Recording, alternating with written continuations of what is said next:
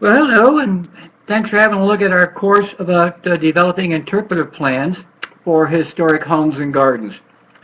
Over the last 40 years, we've done a lot of interpretive planning for historic homes and gardens, and they tend to have some unique challenges that typical interpretive plans don't have, like plans we would do for parks or nature centers. You're interpreting the story of a person or a family or people. And you may be interpreting over several generations. And trying to make the house or the home or the gardens have a personality to them is often a challenge. You may be interpreting the home of a historic doctor, lawyer, a legislator, somebody who had contributions to the Civil War or World War I, World War II, all kinds of very unique stories. So the use of interpretation planning using tangibles and intangibles to create those kind of memories is important.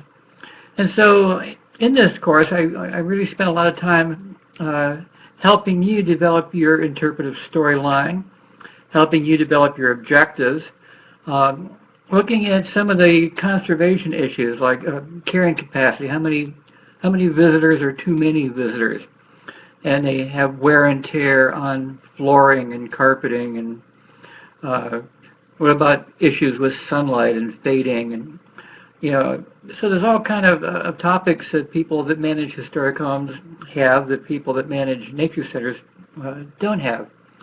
The other thing we like to look at is the use of the kinds of school group visits that you're trying to plan for. How you plan for your seasonal use, because if you have historic gardens, you have spring, summer, fall harvest, and then you're waiting over winter for your next season. So what did the family do during winter with their gardens? So there's all kind of unique stories.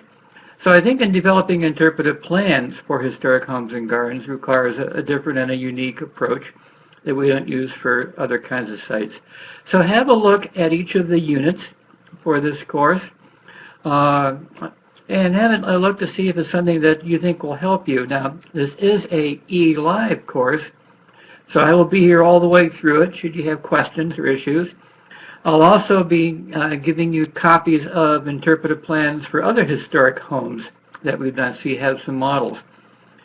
And depending on the kind of a home you have, we have everything from interpretive plans for small historic homes, where you may just have just maybe one paid staff person who's the director and also the janitor and also the educator, or you may have a staff with mostly volunteers, all the way up to large historic homes. We've done a number of castles in Wales and in Northern Ireland, for example, that are part of the National Trust that have very large staffs and very elaborate programs.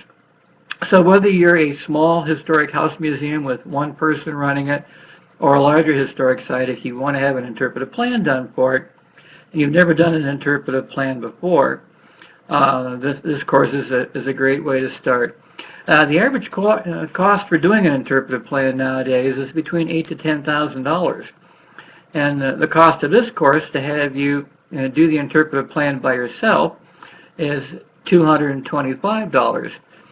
So that extra money that you'll save by doing the interpretive plan yourself, you can sure use for other things.